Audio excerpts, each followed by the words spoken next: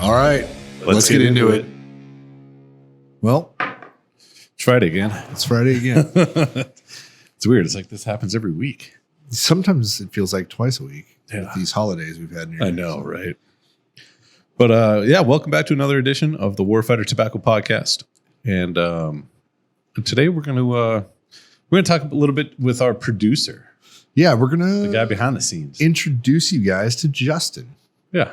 So, and Justin's I don't know where he's at on the camera, but on the screen, but he's there somewhere. Yeah. Right there. So Justin is our producer for the show. But he's also our director of propaganda for Butter Tobacco. I just do whatever I'm asked, really. It's just, we need this done. I'm like, all right, I'll figure it out. And that's the attitude we like, right? Like when we hired you, I asked you, do you know how to do anything graphic design wise? And you're like, no. Are you willing to learn? And you said yes. So yeah. And now you're becoming pretty decent at it. I was thinking about it early on because I think literally the first week I started at Warfighter is it was the two years ago, and y'all were getting ready to head down to Spring Street. Oh, okay. Y'all were getting ready for that, and you were like, "Hey, yeah, can you make us a flyer?" Yeah, can you make us? Or it was like secondary bands or something, and I was just like, "Give me like 4 hours to watch a shit ton of YouTube videos, and I'll see what I can come up with." And thinking back to how long it took me to do that, and now where I am now, I'm like, all right, I have improved. Because that's probably like what we did there was probably a 4-minute thing for you now. Yeah, like what we created then, and then how fast I could knock that out. I could do that with you sitting behind me while you're checking your emails and be done before you're through your emails. Yeah, like it's. Well, that was the fun part too. It was like, hey, can you change this? And it'd be like, yeah, give me a little bit. And like an hour or two later, you'd be like, hey, I got this changed. Yeah. And then now it's like, hey, can you change this? And you're like, click, click, click, drag and drop. Yeah. Like, okay. Perfect. It is. So I don't know how many hours of your salary I've spent for you to watch videos and learn how to do that, but it's been worth it. Well worth it. So, yep. Yeah. Well, let's back up a little bit. Yeah. You were born here, right? I was born in a little town just outside of Houston called Humble, Texas. Humble, Texas. Yes. Okay. Spelled with an H. Spelled with an H. Yep. Not humble. No. Not humble. When I got older, I'd be like, "Oh, I'm from Humble, Texas," and my mom would be like, "No, you're not." What are you talking about? Yeah, it was a learning curve. But yeah, I was born here in Texas. Army brat. My dad served, so we moved every about 3 years until I was about 10 years old, and we came back to Texas. And my mom told my dad, "We're me and the boys are here until they graduate high school." Like that's how it is. So been here 17 years now. Yeah. Mm-hmm. So where did you move to when you're with your dad in the military? Spent 3 years just outside of Houston. And then after that, we went to Pittsburgh, which is where I learned to shovel snow and be cold. Oh, I thought you were going to say shoot your gun sideways. Different suburb of Pittsburgh. And then after that, we were in Virginia, which looking back on it was fucking awesome because they get all 4 seasons. Yeah. None of them are too long. Weather is gorgeous out there. And then came to Texas. Yeah. And I'm very grateful that this is where I got to become an adult. Right. Because look, like so many things that I took for granted. And then as it kind of came to like taxes and a whole lot of just how Texas is like, no, just fucking mostly do whatever the fuck you want. Yeah. Like we don't really give a shit. So, but yeah, you've been here ever since. Cool. And then you joined the Army National Guard. I did. I'm a nasty guardsman, which most of y'all can't see it, but anytime we're talking about something that goes on with the National Guard, I'm fist bumping for my fellow guardsmen out there. I joined when I was 17. Worst decision of my military career was doing the split option program. That fucking sucked. Now, why do you say that sucked? Because I also did the split option. Oh, really? Yeah. So what sucked about it is you go and you do basic training. Yeah. So you're there for whatever it is. 4 weeks, I think, right? 6. 6 weeks. Yeah. And obviously fucking basic training, 90% of it blows. And then you come home and you're like, oh, like this is like real life. But then for the rest of the 10 months, you just know, oh, I'm going back to just hating life here in however long.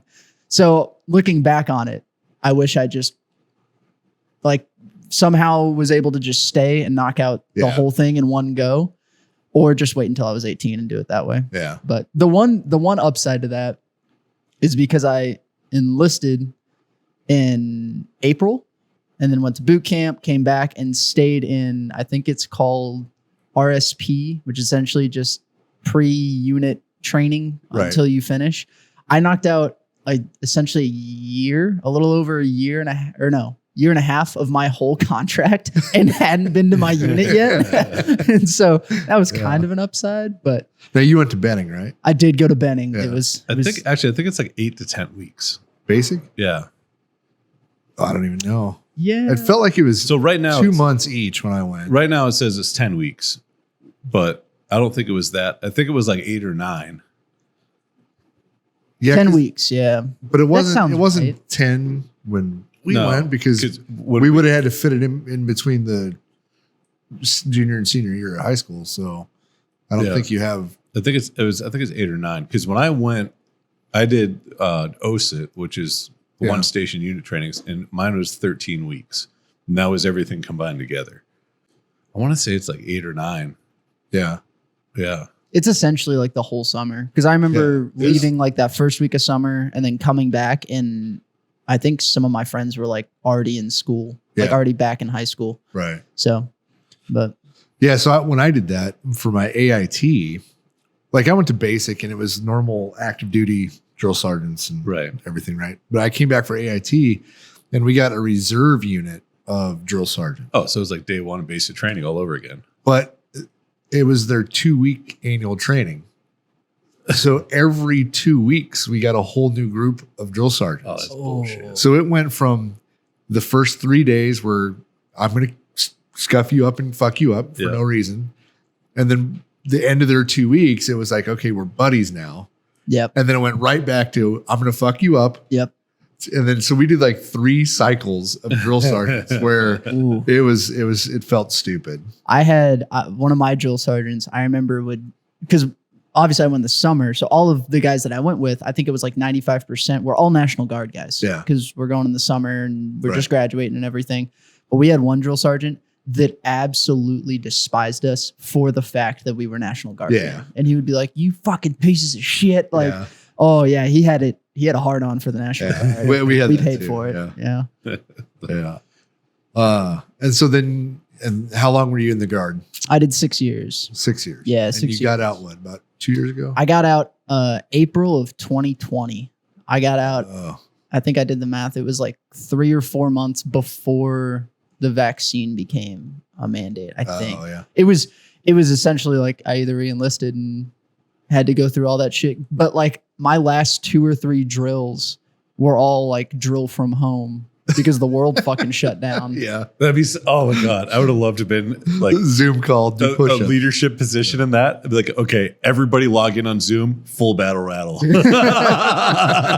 I came so fucking, because I was like, We're mailing you MREs. In a 2-quart canteen. I watched my supply sergeant FaceTime a kid and make him do push-ups. And the kid did it. And I was just like, this is a 50-50 shot. Either he's going to be like, fucking write me up, or... I'd been like, weird, my reception's... Yeah. Click. But yeah, it was a wild last few months being in like that. Because all I could do is just tell my dudes, like, hey, go do the online training. That's all we're fucking doing. Like, make sure all your shit's up to date. And then I was like, I don't give a fuck as long as the shit's done. Yeah. Like don't take off from, like, I straight up told my dude, because a bunch of them were younger guys. They were working hourly jobs. I was like, don't take off work Just make sure your shit's Yeah. done. Yeah. Like I'm gonna give you the Yeah. pre whatever we need to do before drill. If you knock it out on fucking Thursday, Yeah. go to fucking work. Like I'm Yeah. not trying to take away money from you, from the guys that still could go to work, but like Right. Right. it was a weird time back Yeah. then. So did we hire you before or after you got out? After I got out, After, like Yeah. shortly. shortly, yeah. I think I came on in 2021, maybe 2020. Yeah. I don't know. Time's flown. Well, it's weird because we knew you because you produce our other podcast. Yeah. So we've known you Mm-hmm. for a year or so before we hired you. Yes. Yeah. And the only reason it took that long to hire you is because you're the brother with Jazz. Yeah, that's So I didn't know, like, Well, that and he was also gainfully employed. that's true. Yeah. We did kind of poach him. Yeah. yeah, but well, first off, totally fair, Scott. Totally. Jazz would probably say the same thing. But y'all poached me after I had expressed my dislike for my then current employer. Right. And then I remember getting a call one day and it was Scott just going, "Hey, you want a new job?" Yeah. I was like, "Oh, yeah." And I think your expression of dislike was today sucked at work. Yeah. Like, oh, you want a job? Yeah. I wasn't mad at it. But yeah. And then been rocking it here ever since. I guess for those listening, what do you do for Warfighter? Like, well, in your, Oh, this is gonna be good. yeah. What's your job? Give us your job description. The meat and potatoes of it is social media management, podcast production, lot of well, I say a lot of design work. It's not that it's the quantity, it's just how I'm still slow at it. Like I've only been doing it for a couple of years now, so Right. a lot of design work. But what do you design? New bands, boxes, apparel, accessories. Essentially, if it's something that requires design work or we just got to get it close, that's where I just come in and try to put ideas onto a screen. Is really what it is. But and then the one thing that I always tell people is I love, because my last employer was very, very corporate. Big company, you stayed in your lane. If you got outside your lane, people got upset. What I like about here is it's very much like nobody wears just one hat. Yeah. Like if someone needs a hand with something, you go help them with that. But it's cool because you get the insight into everything going on. And I never had that before. I get to follow something all the way through on a project. Right. But that's one thing I love about working here. Yeah. You get to see the, like, Start to finish. yeah. Well, not only that, be the results, like the sales. Yeah. Right. So Mhm. like you like the night shift cigar, all of the branding and marketing was, like we helped with ideas, but you designed that. Yeah. And so that's like, now it's our number one selling cigar. And, Right. there's a lot that goes into that, but I mean, it's pretty awesome. Well, that one's my favorite because I still remember being like standing out in the warehouse, and I remember the day Scott came in and was like, "All right, I have this idea about a cigar, and we're gonna call it the Night Shift," and like it was like the overall premise, Yeah. and then it felt like I blinked, and then like boxes were Yeah. They're like, hey, Justin, Yeah. you made this. Yeah, and I was like, holy fuck. Like I have personally one of the Night Shift boxes like hanging in my office at home. And it's Right. one of those things that like every time I see it, I'm like, that's fucking cool. Like, I got to have a hand in the whole process. That one and Hero Sports. Yeah. Yes. Hero Sports, I think you knocked it out of the park with that band, and like Yeah. everything was awesome. That was another that like I said, because I get to come on hunts and get to sit in Right. with the meetings. I don't get just the, hey, this is what we're doing. Cause that's how it was at my last job. Is Yeah. hey, this is what we need done. Execute. You're getting thrown into a project blind and you don't understand. Exactly. Yeah. Which made the thing with Hero Sports cool is because I got to meet the organization, go out on hunts, and then I got to tie my personal experience with that organization into all the artwork and the Right. marketing and all that Mhm. stuff. But it's so fucking cool. I fucking love it. But it's funny too, like when we look back on the Hero Sports one, I remember some of the original designs of the bands. Like we even sent those original designs off to like a third party graphic design company. Yeah. and we're like, hey, like this is kind of our idea of the direction we want to go. Like, what do you have for us essentially? Right. And they sent back trash. Yeah. And so we were like, okay, cool, never mind. Yeah. And then we sat down again with Justin. We're like, this is kind of what we're thinking. And the final design, artwork, band, box, everything is a complete 180 from what it was when, those first initial ones came out. Yeah. I don't even remember them actually. I actually the other day we were sitting down going over some design stuff, and John pulled out some reference material, and one of the first, I think the first variation of that band came out, and I felt my whole body just cringe. You're like, ooh. Oh, God. It's still in that ammo crate full of bands. Yeah, it's gonna live there for a long time. Yeah. But it's one of those where it's like, well, I'm not at that point anymore. Right. I've improved, but yeah, constantly improving your foxhole. Absolutely. So just for our audience who might be watching, how old are you? That's a fair question. I am 20. It changes every year, man. It's hard to keep track. It is. I'm 26 years old. Yeah. 26. Yes. I fucking forget all the time. But but I think what you bring at 26 is so a little less jaded life experiences and some motivation that we appreciate. That, and thank God you're not like a normal 26-year-old.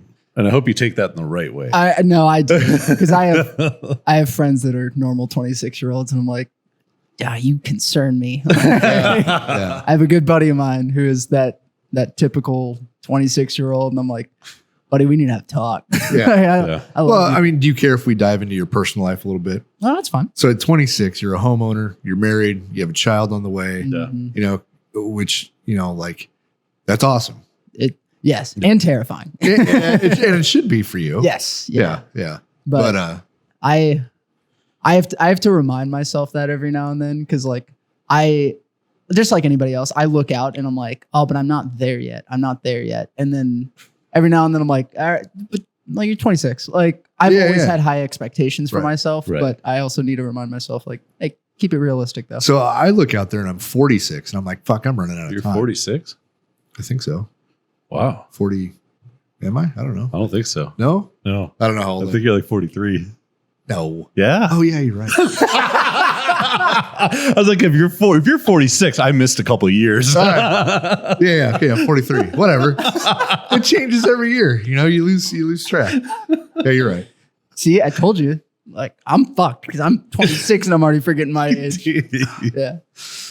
Yeah. Well, I had a couple years in there I'd like to pull out of my history and throw away. So See, I have a couple that I just can't remember. So it doesn't count.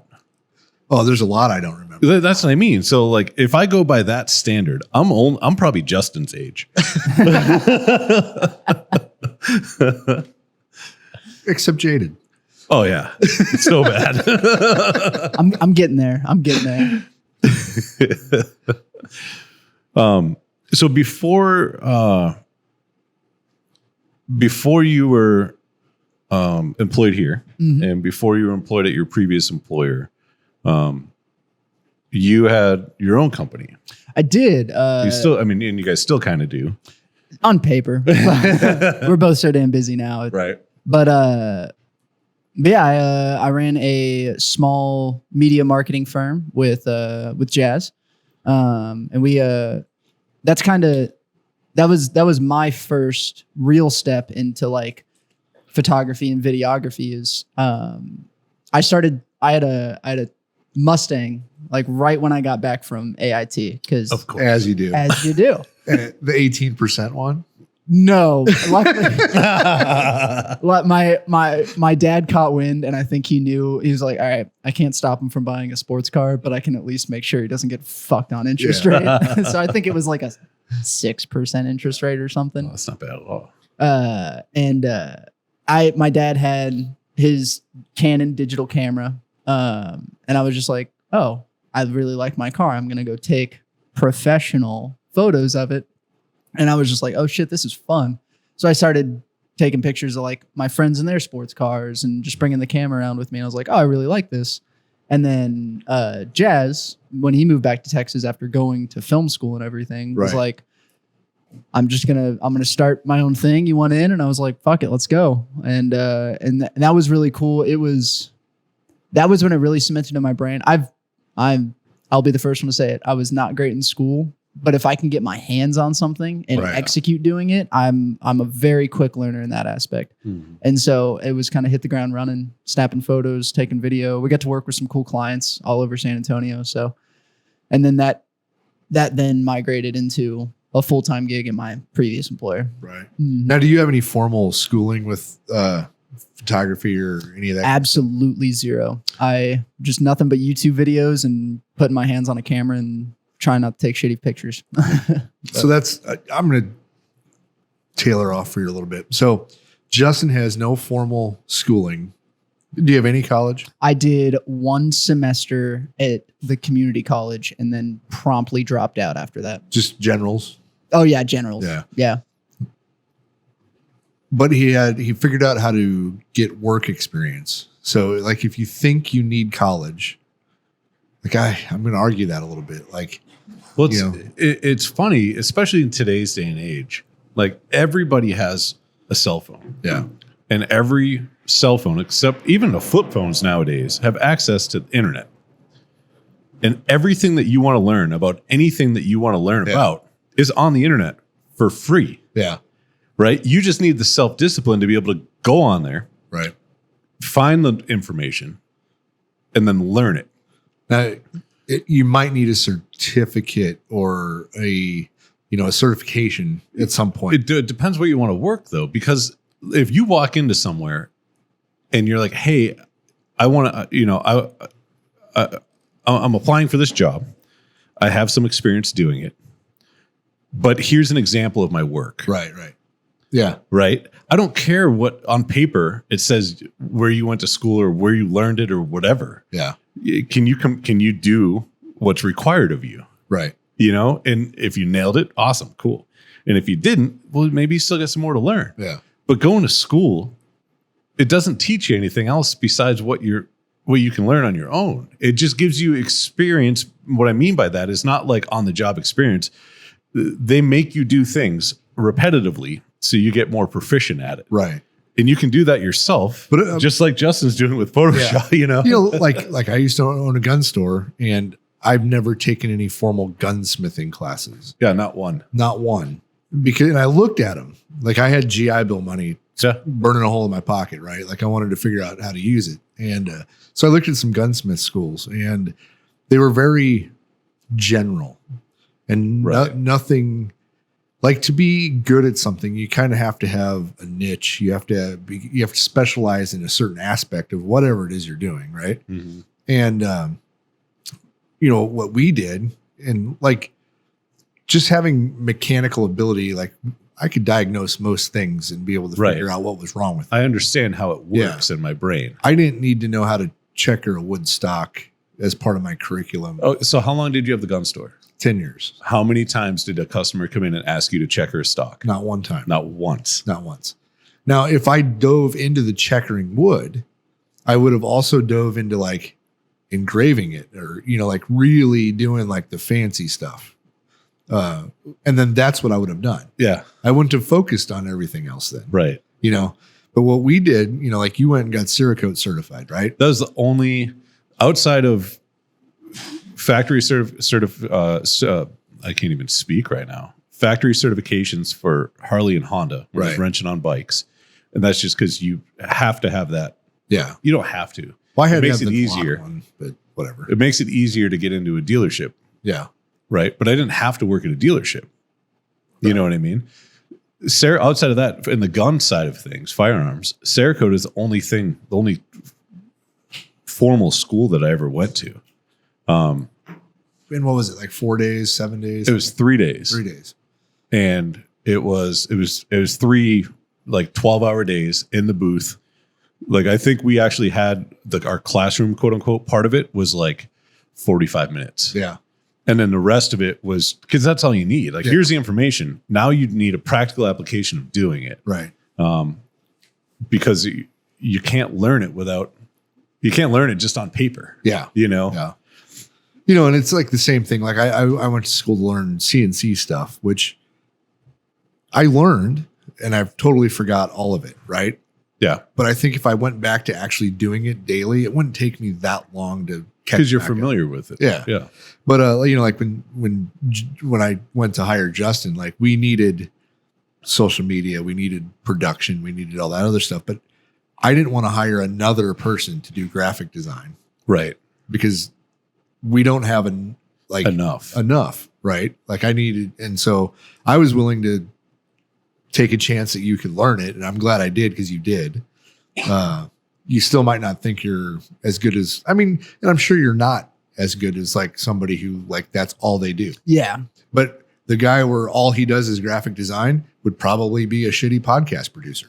So I'll take, like it can be laser focused, and if it takes you a little bit longer to do something and whatever, I'd rather do that. Yeah. So, but because it makes it easier. Say we farmed out all of our design work, right? Then you give them an idea. It takes 2-3 days to get back to you, and then you want to make a change. Takes another 2-3 days. Yeah. Like it is so much better to have you where we can literally sit down, pop it on the TV, make whatever, like that's awesome. So. But they also don't understand the culture behind the company. Yeah, that too. Yeah. Yeah. Where the culture behind Warfighter is exactly what Justin has, I don't know, kind of lived, for lack of better words. Yeah. Like yes, you were in the Guard, but you were still airborne infantry. Yeah. Which aligns with Warfighter. Yeah. You enjoy firearms, hunting, outdoor stuff. You weren't a big cigar smoker, but you smoke cigars now. I do. Yes. Yeah. I came in with zero cigar knowledge whatsoever. And it was for the first like year. If anything, email, social media, any of that went out that was like cigar information centric, I was always in John and Scott's office. Like, am I fucked up? Is this right? Yeah. But it was like I said, just more on the job learning, which is fucking right up my alley. Yeah.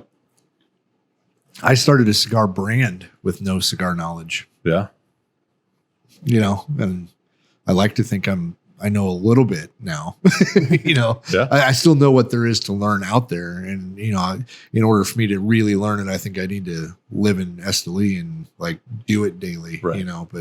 But that's why we rely on people out there that help us out. So, yeah. Yeah.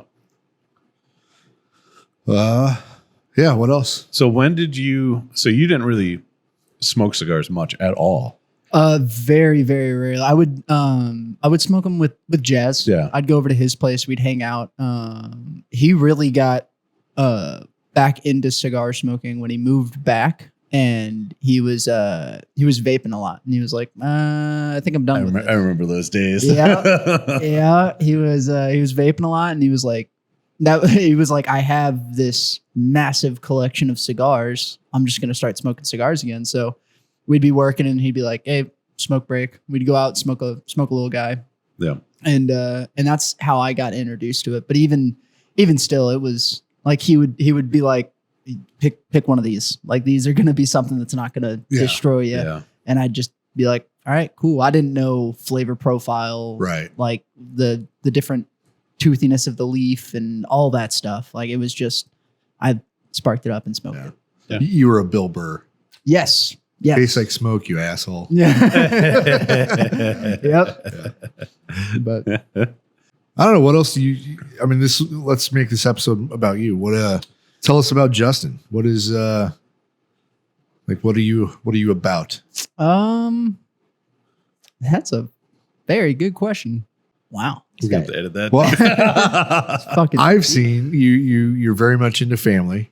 I am. Yeah. I'm a family guy. Like, I love getting to spend family time, which I'm very lucky also in the fact that my wife's family is the same way. Right. Like, they're very big on holidays. We all get together. We spend time together, play a lot of board games, which is how I kind of came up with my family. So it's it's cool, which makes me very excited that I'm getting to start my own family. Yeah. Right. And terrifying, but I'm still fucking so excited. But yeah, I'm a family guy. I love the outdoors and hunting and stuff, but I love taking my camera though. Right. Like I think that's one thing that I love about photography is like a few weeks ago, me and John went out to the Womack youth hunt, which was awesome. And while it would have been cool to go out there and shoot a deer, shoot a hog, whatever, I take more joy in the fact that I get to Shoot the kids. So weird. Yeah. Yeah. And he had fun doing it. with a smile on my face. But I get to take that picture and be like, hey, like I'm giving you this memory that you can reference with this photo Right. for the Right. rest of your life. Like that shit I love. Like I've become the designated family photo taker Right. for both of our families. So every Christmas, Thanksgiving, the whole nine, I'm taking my tripod and my camera with me, and I'm Yeah. yelling at people to scooch to the right and get closer to each other. Oh yeah. But yeah, I'm definitely a family guy. Yeah. And then recently I just got into golf, Oh. which is I didn't realize how much goes into fucking golf. It was a lot. It's so much. Like I was like watching PGA Tour events and stuff, and then like I went out and played, and it was like it's a lot like I'm guessing long range shooting. I haven't done it as in depth as you guys have, but it's like Yeah. No matter how long you do it for, you still suck. I would say long range shooting is so much easier because that's all I have to really be good at. Holding still and moving my finger. so that's what I was thinking, but I didn't want to say it because I haven't done long range stuff. Because with golf, it's like you got to keep your head down, don't stand up or squat, make sure your hands are in this certain position. You got to know the power you're hitting the ball with on whatever club. You got to make sure it goes straight or what. Like, and I started playing. I was like, fuck, this is hard, but I fucking love it. It's so frustrating, Right. but it's so much fun. My favorite thing with golf is when you're the short game, Yeah. like in between at the irons, and it's just like, okay, we're at whatever 167 yards to the pin. Yep. What club do you want to use? And I'm like, well, fucking none of them are going to get there. Not with me swinging it. Yeah. So it doesn't matter. Like I can use my putter right now, and I'll get the same results I use a 2-iron. You know, Absolutely. And that's exactly where I'm at too. Like I can't like be like, oh, I'm 150 yards out, I need this club. Yep. I'm like, go with this one. Oh, yeah, what are you using? I'll try that. That's exactly what I do when I go play with my buddies. What club are you hitting? All right, I'm gonna go one higher than that because I need that extra oomph there. Yeah. But it's another fun like outdoor activity that's nice because while I do love hunting and everything, like where we go hunt a lot of the time, it's a few hour drive and Right. and everything. But it's nice because as I've noticed, I'm at like that age where a lot of my good friends also work full-time jobs and they have life that's going on and everything. So it's nice. I can get my buddies together. We all have one thing that we're going to do. Yeah. We're smoking cigars. We're talking shit. We're making fun of guys after they hit the ball, the whole nine. And it's nice that that's one thing that we can kind of get all the boys together. I wouldn't golf at all if it wasn't for that stuff. Oh, absolutely. Yeah. If the end goal was to get good at it. Yeah. I was disappointed when I found out golf went off the lowest score. I was like, what? Scott's up there tapping off the tee box. 98 bitches. This is a par 5, Scott. But I've found it's nice finding those things to just get the friends together. Yeah. Like, but that and with a pregnant wife, she's down to not go to a bar and Oh, yeah. deal with a bunch of drunk people while she's got to be sober. There comes a point where going to the bar isn't as much fun as it used to be. Yeah. Well, yeah. I think when like going to the bar is fun to meet new people or people watch. Mm-hmm. But like if you want to go hang out with your friends, I much prefer a backyard or like Most of the bars you can't hear shit. you can't hear, Yeah. you know, That's I like cigar lounges, because it's typically not loud like that. Yes. Yeah. But sometimes it's too smoky. Yeah. You know, and so when you're trying to bring in people that aren't typically cigar smokers, it's really hard to do in an environment like that because, you know, you could literally just ruin it for them. And they're like, yeah, no, I can't. The way my body's set up, I can't do that. Yeah. That's one thing that's nice about around here is there's a whole bunch of bars that have the inside portion, but also have the outdoor, The big patios. the big patios. Yeah, like Bar House that we love going to, and it's like the perfect mixture of it's got the outdoor like cornhole and all that stuff, but it's not super loud, and you can go out there and just enjoy a cigar and hang out with the boys. Mm-hmm. Yeah. But that's kind of how we've been transitioning. It's like, no, I don't want to sit 2 feet away from you and still have to yell so you can hear me.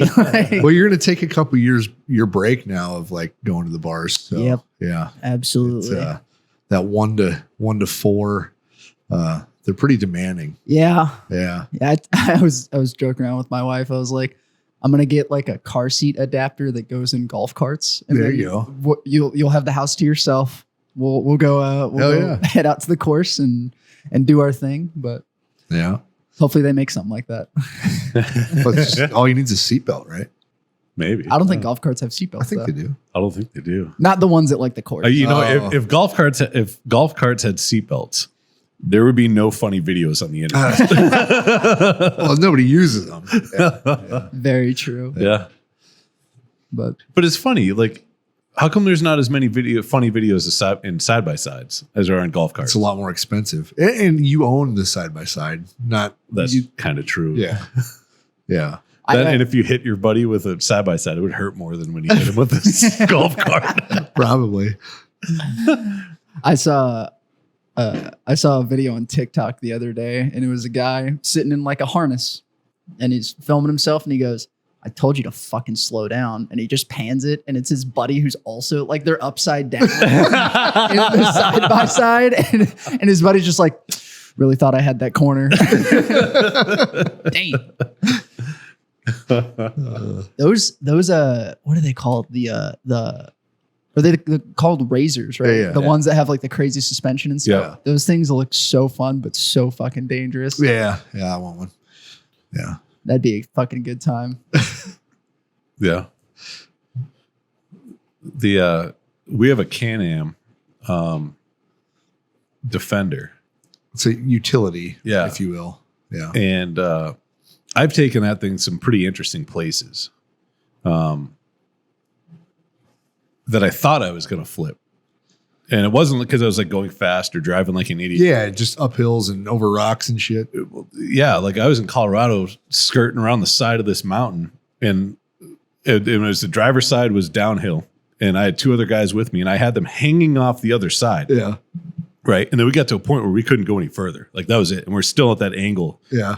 And so I was like, okay, like I'm going to put this in park, and I'm going to try to climb out the passenger side, and we're going to figure out how to get this out of here. And let's just hope this thing doesn't flip over, because that's like the steepness of the angle that we were at. And I got out the side by side and nothing happened. And so then we like kind of rocked it to see how close it was. And it wasn't even close. Yeah. Like the center of gravity on those things are so low. Yeah. Like you have to try to flip them. Yeah. I mean, Well, they're doable. I've seen plenty flip, and what happens is people are trying to like drift, Yeah. Or do donuts. right? And they hit a dry spot, and then it just, Yeah. Yep. yeah. Or they're halfway through the drift and they hit the brake and over they Right. go. Yeah.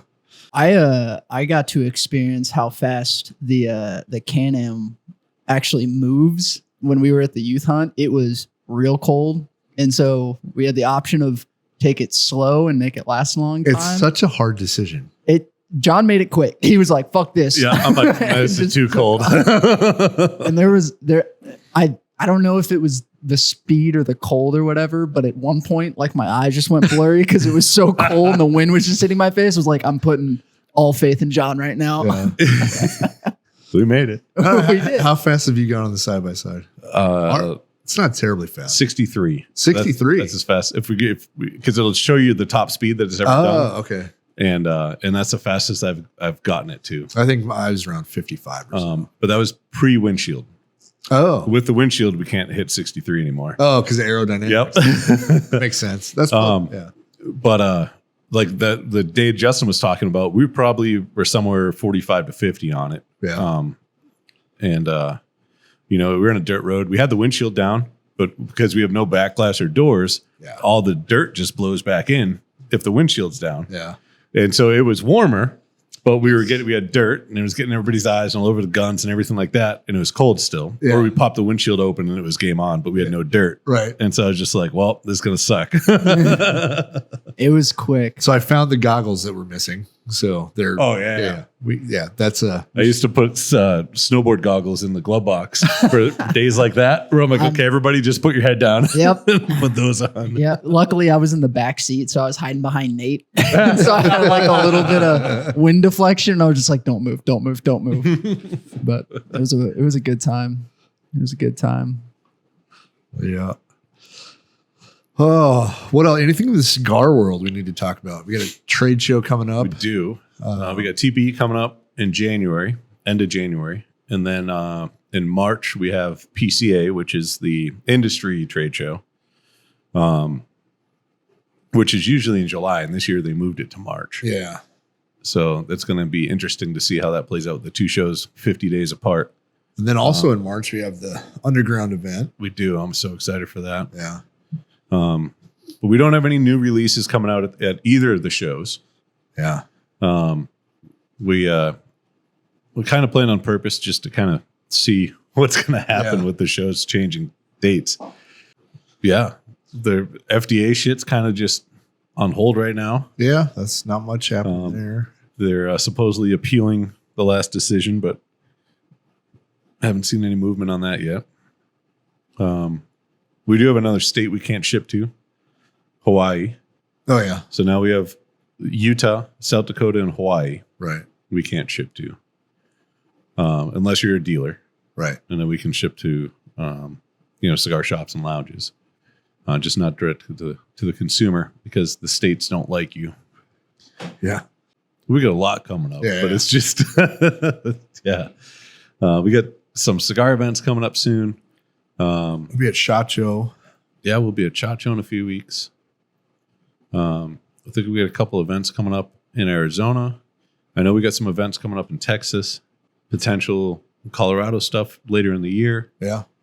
We got a couple Nicaragua trips. Yeah, that we got to get on the books. New blends, so we're currently still working on. Anything else that you want the listeners to know about Justin? Smoke more Warfighter. There you go. That's the number one. Oh, my go-to cigar that's been that way for like the last 3 months is the first one I keep grabbing is the Rosado. So I have joined joined Team Scott. But what's wild is I've when I first was learning cigars and stuff, I knew that one was a little bit bolder. And so that was one that I'd smoke later on in the day and everything. Right. And I really got hooked on it. One morning I was heading to work, gorgeous day out. I was like fucking rolling the windows down and smoking a cigar on the way to work today. All I had was a Rosado. And I was like, guess we're starting the day a little bolder. And I smoked that thing first thing in the morning and was like, holy fuck, this is amazing. Because I rarely smoked one on a fresh palate. Right. And so I was like, oh wow, this is so I was fantastic. looking at some numbers the other day, and the Rosado is our lowest selling cigar. Yeah. Is it really? By a little margin. Yep. So I think for people who haven't tried it, you're missing out. You're missing out. You're absolutely missing out. I don't think that the Rosado wrapper is as common as what else is out in the industry. Yeah. You know what I mean? You don't see a whole lot of Rosados. Not really. Yeah. And so I think people see it and they're like, oh, I don't know what that well, is. So our sales trends have always been the lightest and boldest cigars do better. Yeah. Right. So we have our field line and then we have our Garrison line. Yeah. So in our bold cigars, the Garrison line, it's the one in the middle. So I think that plays a part too, where it's just, I'm going to try a Garrison, but they go for the mild, right. I don't know, but maybe, but Yeah. I think it's underrated. So if you guys haven't tried the Rosado, give the Rosado a try. Yeah. Yes. It more like I very rarely do I have any burn issues. Like it's just a good cigar. Yeah. Like it So smokes well. consistent. Yeah. Yeah. So consistent. Yeah. But it surprised me when I looked. I was like, shit, that's like my favorite one. And it's the least popular. Yeah. So yeah. I'm still gravitating towards a Sumatra. I love it with a cup of coffee in the morning. It's so good. I've been smoking less Connecticut's lately. Yeah. And I've been smoking more Maduros, 50 cal field Maduros and 50 cal Garrison Oscuro Maduros lately. Yeah. But I mean, just like everything else, I mean, your palate's, continuously changing. So the more you smoke and the longer you smoke, the more you're going to gravitate kind of all over the place with what you prefer. Right. As much as you want to stick with that same cigar, venture out and try some different stuff, bolder, lighter, whatever, because your palate might have changed and you didn't realize it did. And you smoke a different cigar that maybe you smoked years ago and you're like, I was just on the fence on that one. You smoke it again and you're like, oh, actually, I really like this right now. Yeah. Palates definitely change. That's for sure. Yeah.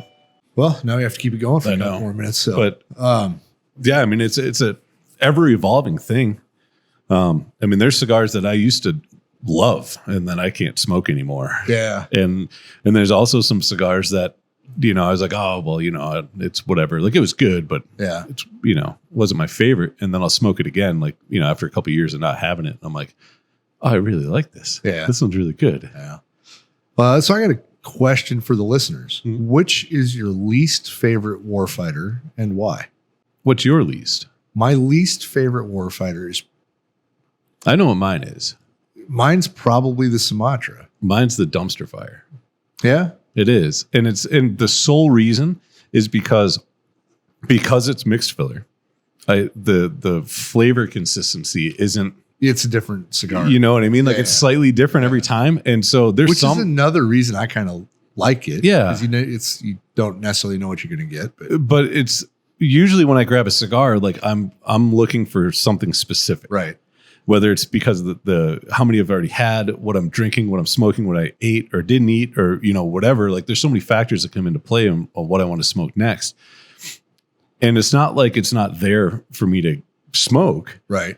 but I'll look at my nah, and I'll go to something else. Yeah. You know what I mean? And it's not because I don't like it. That's probably my least smoked Warfighter. Yeah, I probably smoke more Sumatras than dumpster fire. dumpster fires Yeah. for sure. I still like the Sumatra. Yeah, It's just the one, and the reason I like it the least is because it's just a little too mild for me. I Yeah. like something a little bit fuller. It's not the Sumatra is very consistent. Like you light it, it tastes the same till you Start to smoke finish. the whole thing. Yep. It's exactly the same. I like something a little bit more complex. yeah. Maybe that's why I like it with coffee because it's like my morning constant. Yeah. You know what I mean? Like Right. I know what my coffee tastes like every day, and that cigar, like, Yeah. okay, done. Like Right. we're starting the day. Yeah. But yeah, let us know. I'm curious what your least favorite Warfighter is and why. And what is your favorite size and what is your least favorite size? Ooh, that's another good question. Yeah. Because we did discontinue the double Corona, Yep. and that's totally based on sales numbers. That's it. That's the only reason. We still have some, so you can order them on the website. Yeah. But We're just not making anymore. yeah, but once they're out, they're gone. And and it's because what we have on the shelf, literally, you're going to buy a cigar that's probably aged 2 years. Yeah. Like If you want a cigar with some age on it, get a double Corona. yeah, they're right now. by far the oldest cigars we have in the humidor. And it's just because they're the least popular. Yeah. So Yep. And it's just, and it's funny too, because the only difference between our Toro and a double Corona is they're 1 inch longer. 1 inch longer. That's it. Yeah. Like if you want a cigar that lasts an extra 15, 20 minutes, get a double Corona. What a double Corona is 50 cents more per cigar? Yeah. So for 50 cents, you can have an extra inch of the cigar. Man, I wish never mind.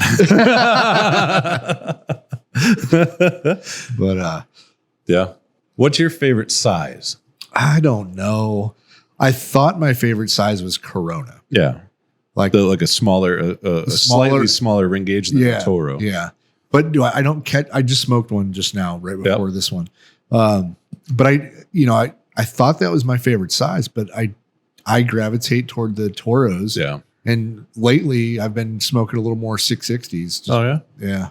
And I think it's just because I think with the 660, the reason I gravitate toward them is I can put it down and talk and come back to it and it's still burning. Yeah. Like they just stay lit better. And, right. Or for longer, I guess. Yeah. And so being that we run the business, we get a little distracted every now and then. And it's funny, I'll go take care of a customer up front or whatever and come back to my office and pick up the 660 and smoke it like I never left. Right. Yeah. It's so I've been smoking more of those, but Toro is probably what I smoke the most of, but I don't know if it's my favorite. Yeah. I've actually been smoking some double Coronas lately. It's just because I'll light it with my cup of coffee in the morning. Yeah. And that double Corona lasts me about 3 hours or so because I'll get squirreled busy doing something and it goes out and I relight it and I'll relight them like 4 times. Yeah. And by the end of it, I'm like, okay, now I need a shorter cigar that I can get the flavor out of. Well, and I mean, for us, it's more economical to smoke a longer cigar than 4 shorter cigars. Right. That's true. So. That is true. But yeah. But I do like the Corona size, like that 44 to 48 ring gauge. Yeah. The probably 4 3/4 to 6 inches in length, somewhere in that range. Because our Corona is a 46. Yeah, 5.5 by 46. But like when I'm trying a newer cigar that I haven't had before, or a newer release, or a different gears production for somebody, if they have something in that size, I'm typically going to grab that before I grab a Toro or something else. And then if I like that one, then I'll go back and I'll do Toro or whatever, a larger size, enjoy the cigar for longer. But I like the flavors that come out of the cigars like that. I like the feel. Yeah. Like, I don't know. I just, like based on sales numbers, like what we sell in Toro is probably 2 to 1 for every other size. 2 combined. Toros, yeah. Yeah, two Toros for every one of anything of else. any other size Combined. Yeah. Yep. Yep. So yeah. Toro is definitely the most popular, regardless of, what you think. Lanceros, people that like Lanceros, we don't sell very many of them. No. I'm still sticking with my original thought process on Lanceros. I call them, I've done it for years, I call them a nerd cigar. Yeah. And it's not a bad thing. I call them a nerd cigar because the people that smoke Lanceros are very in tune with flavor profile, their palate, and their smoking, and what they're expecting out of a cigar. And so they smoke that not just like, I'm smoking a cigar while I'm doing blah, blah, blah, blah, blah.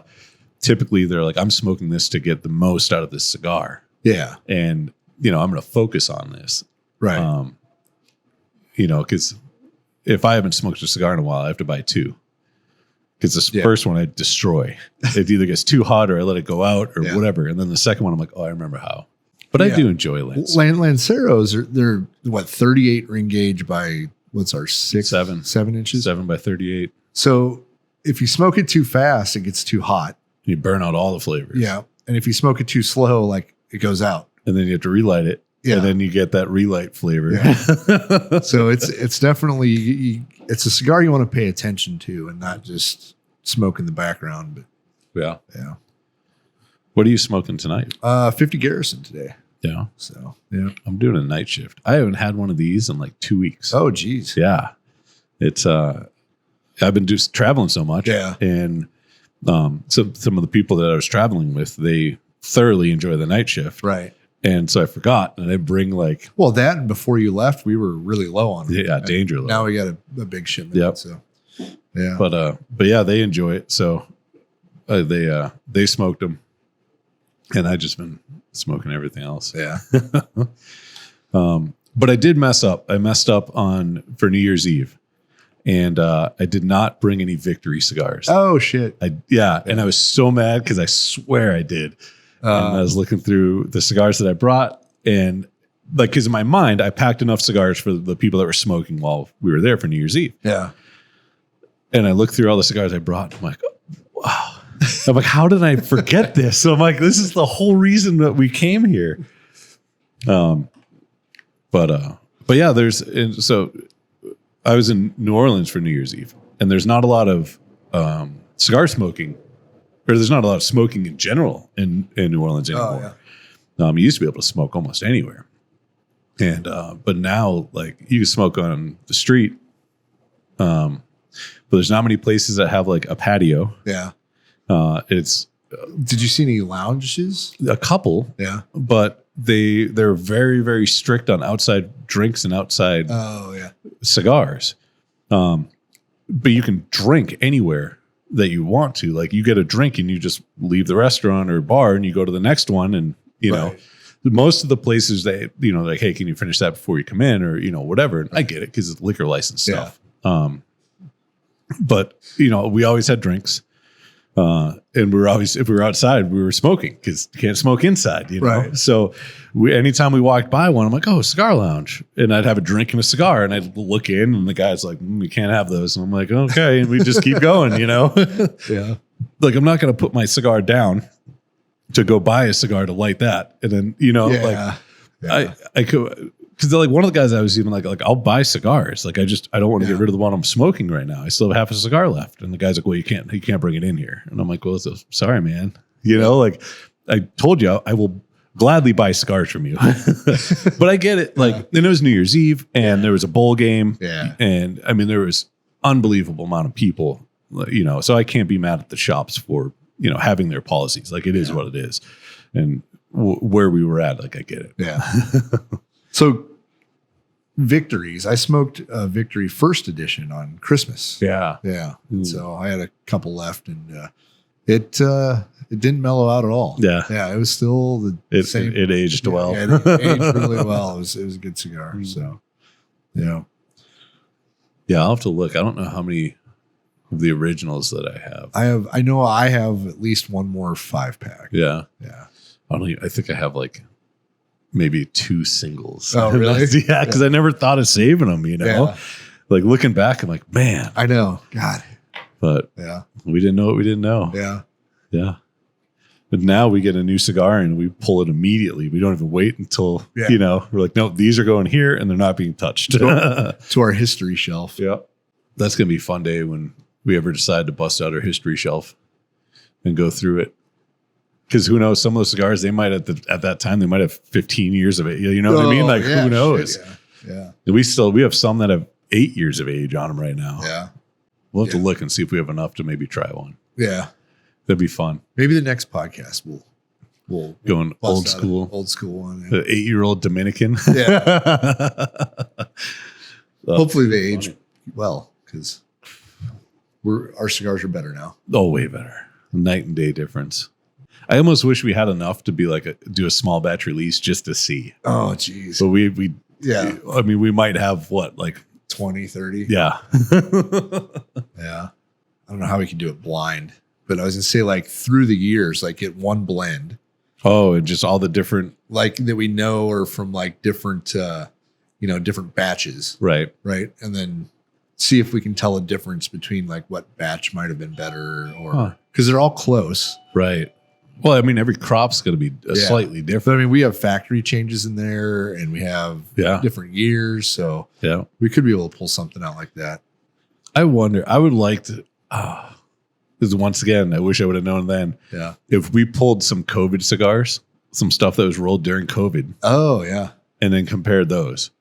Like, I don't think there'd be much difference at all, but I know that there were, the factory had limited people. Yeah, not issues that were going on, but like everything slowed, you know, especially in Central America. Like, there were countries that just completely stopped everything. They shut down, like, to see if the crops, you know, the tobaccos were different, to see if the construction, you know, the flavor profiles, like. Yeah. I don't know if there would be, because most of that tobacco that was rolled during COVID was tobacco aged before. Yeah. So it was 3-4 years old already. Yeah. But I don't know what they did with like the fields. Like, they couldn't necessarily keep people out of the fields. That'd probably be the only place. Like, we're definitely more than 6 feet apart. Yeah. You know, we're acres apart. Right. Or apples. Yeah. Apples. Yep. I have 6 apples. So that's how they measure. They don't call it acres. It's manzanas. Right. Yeah. Yeah. They use that or hectares. Oh yeah. It just depends on Yeah. kind of who you're talking to and what it is. They're just different forms of measurement for acres. Yeah. Well, for measurements of land. Yeah. I wouldn't even call it. 'Cause, yeah. Well, shit. Might as well wrap this one Yeah. up. Welcome back. Yeah, guys, sorry. We had some Oh, you're customers good. come in. They were awesome though. Yeah. It was a deaf couple, and they found us through Instagram.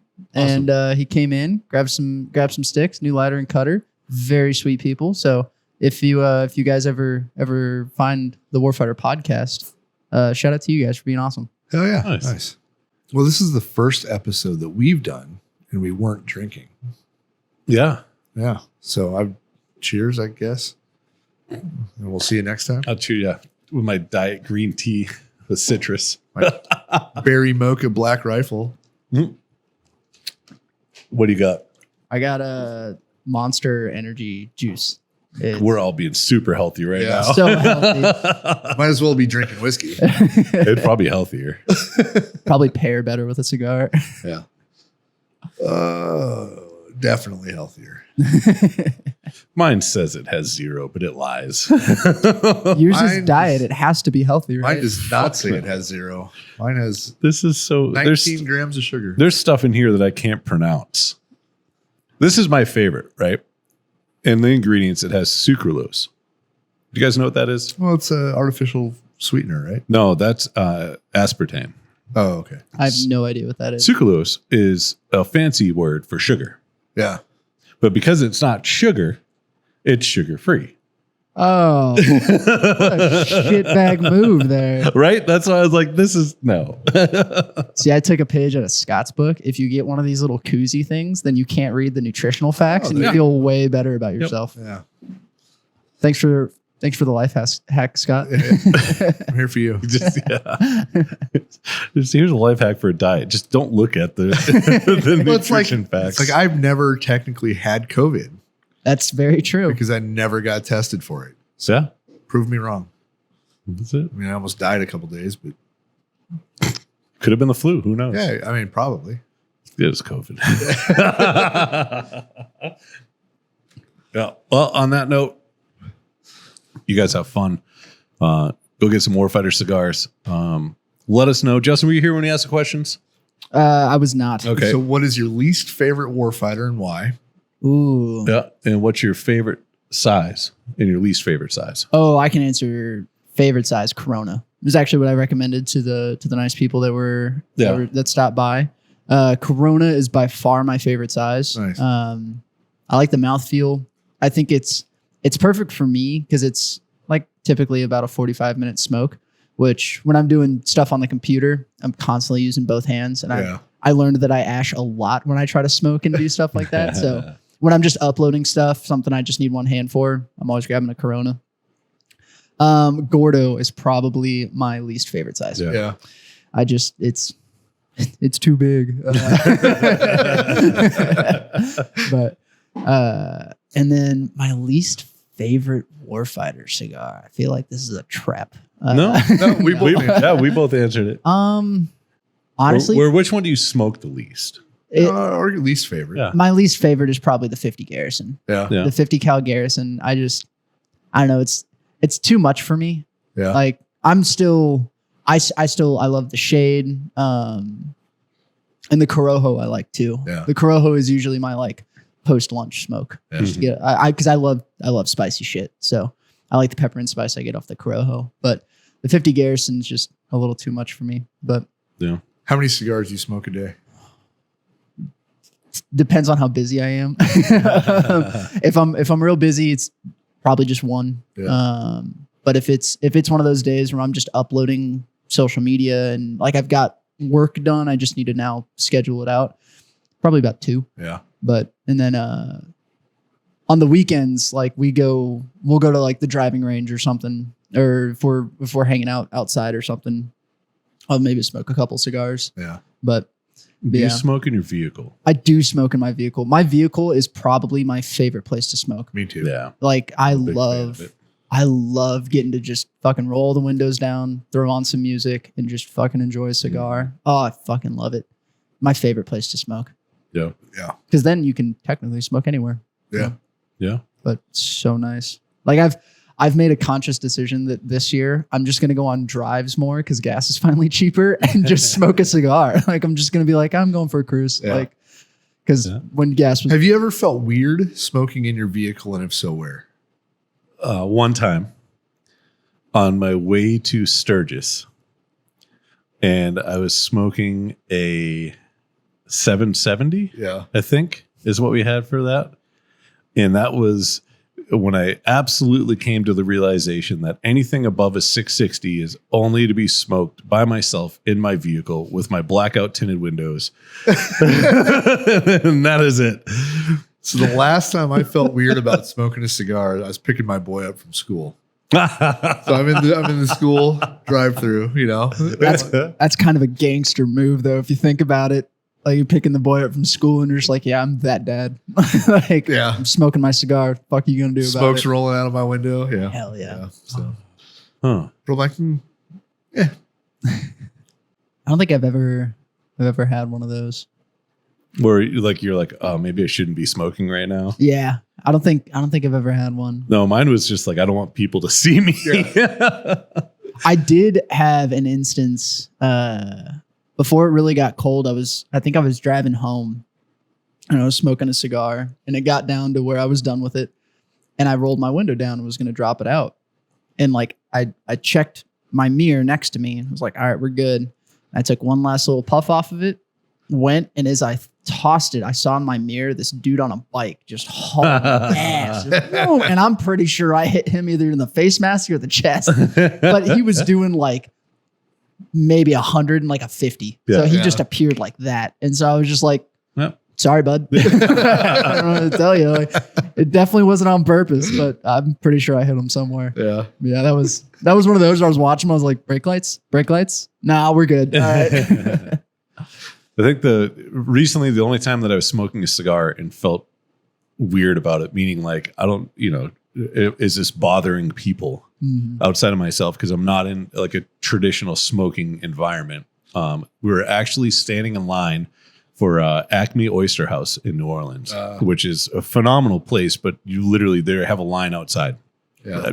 And you open and close 7 days a week. It's nuts, but the food's phenomenal. So we're standing, like we walked there and we're standing in line waiting, and I still had a cigar, so I'm just smoking it. And I'm like, man, I wonder if these people sitting in line are like this fucking asshole. You know what I mean? Yeah. And so it was probably like, we were there probably 10 minutes at this point. And people that were further up in line, they were downwind from me. The guy kept turning around and the girl kept turning around, and I'm like, oh, fuck, here we go. You know what I mean? Like, hopefully I can finish this before they say anything. And so finally, like the dude turned around and he's like, hey, what cigar is that? And I was like, oh, it's a Warfighter. And he's like, oh, it smells amazing. And I'm like, fucking nailed it. And I'm like, okay, I don't have to worry about this anymore. That's I remember my first event that I did as a Warfighter employee, and I was thinking, I was like, oh, I wonder if they have like a sign or something. And then like 30 minutes into it, I think Scott brought it up, and he was like, nope, all you have to do is light one up. The smell does the rest of the work. Oh, Yeah. Like that's all you have to do. People smell it and they're like, where is that? They either fuck off or flock. Exactly. Yep. Weeds them all out. Yeah. All right. Well, I Yeah. think that's enough for today. Let's go get back to work. Yeah. We'll tune in next Friday for another phenomenal episode of the Warfighter Tobacco Podcast. Justin, thank you for sharing some life stories and a lot of information about you on this one. Absolutely. And yeah, you got anything you want to add in? Nope. Cool. Have fun. See you next time.